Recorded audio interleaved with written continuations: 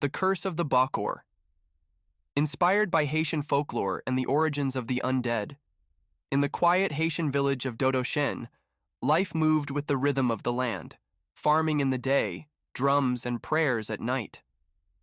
The people honored their ancestors, made offerings to the spirits, and avoided speaking of one man, Bokor Luvis. Once a respected priest, Luvis had turned away from the sacred path. Unlike the Hungan, who worked with the spirits for healing, a Bokor forced them to serve. Luvis had mastered the darkest of arts, raising the dead. Not as spirits, but as zombie, soulless bodies bound by magic. When Benoit, the brother of young Marie-Joseph, died suddenly and was buried in the village cemetery, grief filled her home. But just 3 nights later, she heard scratching at the door. She opened it and froze. Benoit stood there. Dirt clung to his skin. His eyes were dull. He did not speak. He simply stared, mouth slightly open as if trying to remember how to live. The village panicked.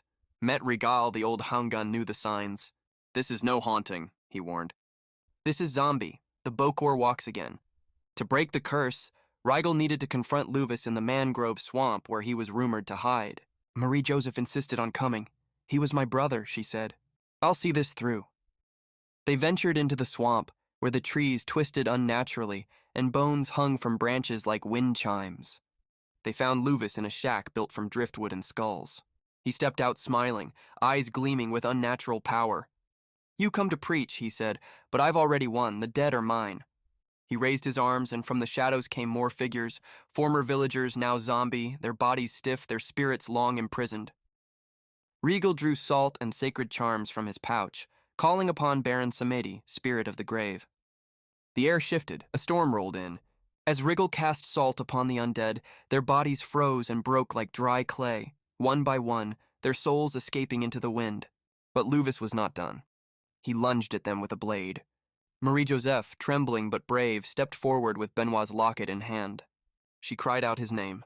"Benoit, Lipatwota." "Benoit, it's not too late." A voice boomed through the swamp. "Benoit's?" "Sispan, stop." The wind howled, Luvis screamed, clawing at his head, and was pulled into the swampy earth. His curse died with him.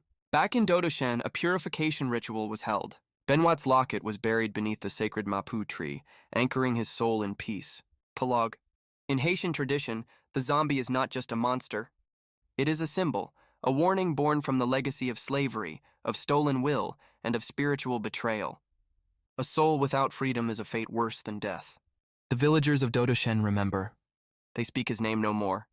But they tell the tale, not just to scare, but to protect. Because even the dead deserve peace.